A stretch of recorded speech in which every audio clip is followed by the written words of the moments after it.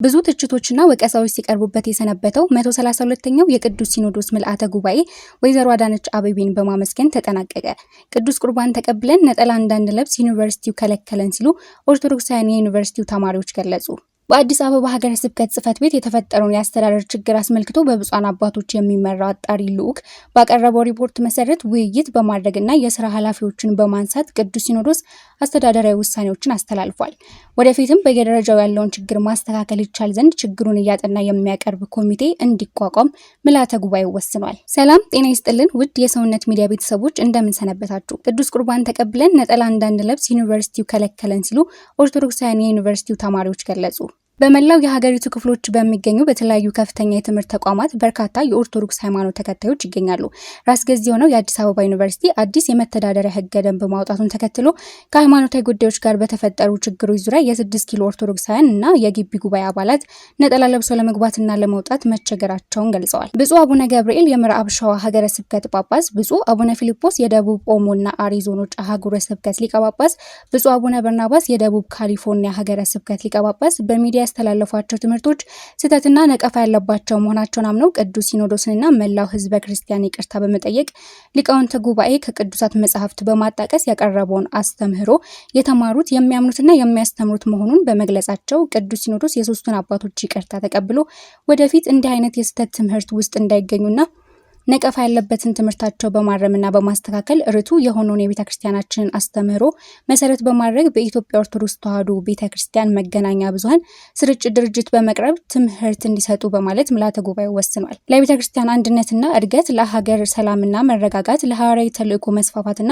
ለመንፈሳዊ ውሳኔዎችን አሳልፏል። በዚሁ መሰረት በቅድስት ሥላሴ መንፈሳዊ ዩኒቨርሲቲ በመገንባት ላይ የሚገኘውን ህንፃ በተመለከተ የተፈጠረው የአሰራር ግድፈት እንዲታረም፣ ዩኒቨርሲቲው ከባንክ ጋር የገባው የብድር ውል እንዲቋረጥ እና የተጀመረውን ህንፃ በራሱ አቅም እንዲገነባ ሆኖ የቤተክርስቲያናችንን አንጡራ ሀብት ማለትም ህንፃዎችን፣ መሬቶችንና ሌሎች ቋሚ ንብረቶችን በማስያዝ የሚደረጉ ብድሮች ተፈጻሚ እንዳይሆኑ የሚያደርግ መመሪያ ለሁሉም አህጉረ ስብከት እንዲተላለፍ ቅዱስ ሲኖዶስ ወስኗል። ለሰላምና ለአንድነት ልዩ ትኩረት ሰጥተው ሁሉን አቀፍ ስራ የሚሰሩ ብፁዓን አበው ሊቃነ ጳጳሳትን የሀገራዊ ሰላምና የቤተክርስቲያን አንድነት ኮሚቴ በማድረግ ቅዱስ ሲኖዶስ ሰይሟል። ለሰዋስወ ብርሃን ቅዱስ ጳውሎስ መንፈሳዊ ኮሌጅ የትርጓሜ መጻሕፍትና የሴሚናሪ ደቀ መዛሙርት የሚሰጠው የምስክር ወረቀት ዲግሪ እንዲሆን በተወሰነው መሰረት በመማር ላይ ያሉትና በቀድሞ ስርዓተ ትምህርት ተምረው በመመረቅ ቤተክርስቲያናችንን በማገልገል ላይ የሚገኙት ምሩቃን ተጓዳኝ ትምህርቱን ተምረው ዲግሪያቸውን ማግኘት እንዲችሉ የቀረበው ስርዓተ ትምህርት ተግባራዊ እንዲደረግ በኮሌጁ የተጀመረው ሁለገብ ህንፃም በተያዘለት የጊዜ ሰሌዳ መሰረት እንዲጠናቀቅ ቅዱስ ሲኖዶስ ወስኗል። በገዳማት አስተዳደር መምሪያ አስፈጻሚነት የተደረገው የአንድነት ገዳማት ሀገር አቀፍ የምክክር ጉባኤ በየዓመቱ እንዲካሄድና የአቋም መግለጫው ላይ የቀረቡት ሀሳቦች በመንበረ ፓትርያርክ ጠቅላይ ጽሕፈት ቤት በኩል እየታዩ በቅደም ተከተል እንዲፈጸሙ ቅዱስ ሲኖዶስ ውሳኔ አሳልፏል። የኢትዮጵያ ኦርቶዶክስ ተዋሕዶ ቤተክርስቲያን ለሀገራችን እድገትና ስልጣኔ ፈርቀዳጅ በመሆኑ ያበረከተችው አስተዋጽኦ በታሪክ ምዕራፍ ውስጥ ጉልህነት ያለው ሲሆን አሁንም እየተሰራ ባለው የኮሪደር ልማት መርሃ ግብር ላይ ኃላፊነቷን እየተወጣች ትገኛለች። ይህን ቋሚ ታሪክ ያልዘነጋው የአዲስ አበባ ከተማ አስተዳደርና ክብርት ከንቲባ ወይዘሮ አዳነች አቤቤ የቤተክርስቲያንን ይዞታ ለግንባታ በሚያመች ሁኔታ አሰባስቦ በመስጠት ለፈረሱ ቤቶች ካሳ በመክፈል በጽርሐ ምኒልክ ህንፃ ምትክ በነባሩ ቦታ ላይ G+4 ቴራስ በመንግስት በጀት መልሶ እንዲገነባ በማድረጋቸው ቅዱስ ሲኖዶስ ምስጋናውን ያቀርባል። በይዞታዎቻችንም ላይ ደረጃውን የጠበቀ ግንባታ ለማካሄድ የገቢ አሰባሳቢ ኮሚቴ ተሰይሞ ገቢ የማሰባሰብ ስራው በህጋዊ መንገድ እንዲከናወን ቅዱስ ሲኖዶስ መመሪያ ሰጥቷል። በመሆኑም በፈረሱት ቤቶች ምትክ የተረከብናቸውን ክፍት ቦታዎች በአጭር ጊዜ ማልማት ግዴታ ስለሆነ በዓለም ዙሪያ ያላቸው ኦርቶዶክሳውያን የመንፈስ ቅዱስ ልጆቻችን እንደ አባቶቻችሁ የታሪክ ባለቤቶች ትሆኑ ዘንድ ልማቱን በገንዘብና በእውቀት እንድታግዙ ቅዱስ ሲኖዶስ ጥሪውን ያቀርባል። ዝክረ ኒቂያ በሚል መሪ ቃል ከመላው ሀገራችን በተወከሉ የምስክር ጉባኤ ቤቶች መምህራን በተካሄደው ጉባኤ የሊቃውንት ጉባኤው በተሟላ የሰው ኃይልና በጀት ተጠናክሮ እንዲደራጅ ሀገር አቀፍ ጉባኤው በአመቱ ለጊዜ እንዲደረግና የጉባኤው መዋቅር በየአህጉረ ስብከቱ እንዲጠናከር ቅዱስ ሲኖዶስ ወስኗል።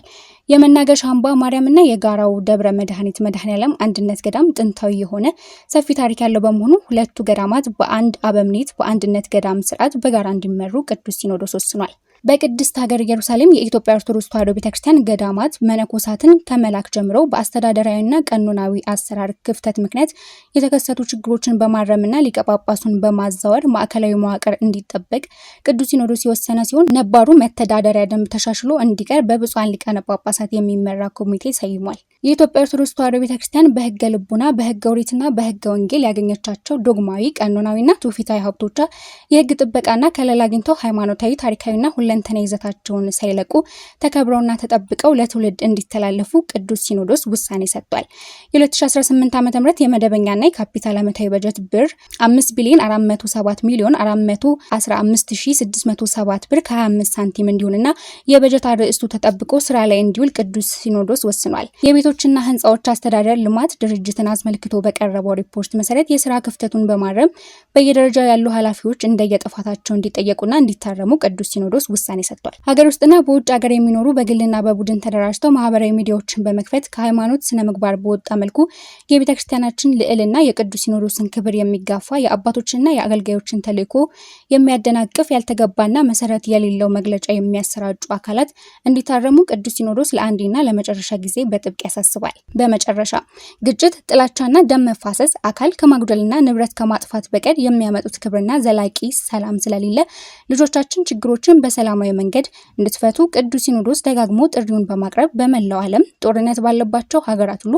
ሰላምና እርቅ እንዲሰፍን በመጸለይ ቅዱስ ሲኖዶስ ግንቦት 20 ቀን 2017 ዓ.ም ዓመታዊ ጉባኤውን በጸሎት አጠናቋል።